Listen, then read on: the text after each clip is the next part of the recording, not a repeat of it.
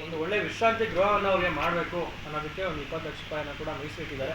ಯಾಕೆಂತಂದರೆ ಅವರು ಇದ್ರೇ ನಾವು ನಗರಸಭೆ ಇಲ್ಲಿ ಸ್ವಚ್ಛತೆ ಅನ್ನೋದಕ್ಕಿಂತ ಅವರಿದ್ರೇ ನಾವು ನಗರಸಭೆಯಲ್ಲಿ ಅವರಿದ್ರೇ ನಾವು, ಅದರಿಂದ ಅವರು ಕೂಡ ಒಂದು ಮೂಲವಾದಂಥ ಅಂಗ, ನಮ್ಮ ನಗರಸಭೆಯ ಮೂಲವಾದಂಥ ಅಂಗ, ನಮ್ಮ ನಗರಸಭೆಯ ಶಕ್ತಿ ಕೂಡ ಆಗಿರ್ತಾರೆ. ಅದರಿಂದ ಅವರ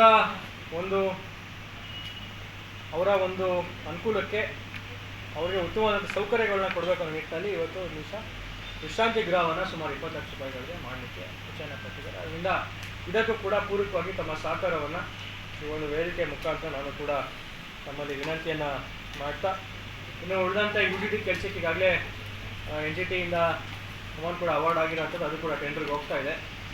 ಉಳಿದಂತೆ ನಮ್ಮ ನಗರಸಭಾ ಭಾಗಕ್ಕೆ ಈಗಾಗಲೇ ನಾನು ಮೆನ್ಷನ್ ಮಾಡಿದ್ದೇನೆ, ಗೌರವಾನ್ವಿತ ಮುಖ್ಯಮಂತ್ರಿಗಳು ಸಿದ್ದರಾಮಯ್ಯ ಸಾಹೇಬರು ಕಳೆದ ಬಜೆಟ್ನಲ್ಲಿ ನಮ್ಮೆಲ್ಲರೂ ಕೂಡ ಎಲ್ಲ ಶಾಸಕರಿಗೆ ಆ್ಯಾವ್ರೇಜ್ ಆಗಿ ಸುಮಾರು 25 ಕೋಟಿಗಳನ್ನು ನಮಗೆ ನೀಡಿದಂಥದ್ದು, ನಮ್ಮ ಕ್ಷೇತ್ರಕ್ಕೆ ವಿಶೇಷವಾಗಿ ಸುಮಾರು 25 ಕೋಟಿಗಳ ರೂಪಾಯಿಗಳ ನಮಗೆ ವಿಶೇಷ ಅನುದಾನ ನಮಗೆ ನೀಡಿದಂಥದ್ದು. ಈ ವರ್ಷ ಕೂಡ ಬಜೆಟ್ನಲ್ಲಿ ಗೌರವಾನ್ವಿತ ಮುಖ್ಯಮಂತ್ರಿಗಳು ಸುಮಾರು 8,000 ಕೋಟಿಗಳನ್ನು ಮೀಸಲಿಟ್ಟಿದ್ದಾರೆ. ವಿವಿಧ ಕ್ಷೇತ್ರ ಅಭಿವೃದ್ಧಿಗೋಸ್ಕರ ಸುಮಾರು 8,000 ಕೋಟಿಗಳನ್ನು ಮೀಸಲಿಟ್ಟಿದ್ದಾರೆ. ಅದರಲ್ಲಿ ನಮ್ಮ ಕ್ಷೇತ್ರಕ್ಕೂ ಕೂಡ ಇನ್ನೂ ಹೆಚ್ಚಿನ ಅನುದಾನವನ್ನು ಲಾಸ್ಟ್ ಟೈಮ್ ಬಂದಂತೆ ಈ ಸತಿ ಕೂಡ ಜಾಸ್ತಿ ಬರ್ತದೆ.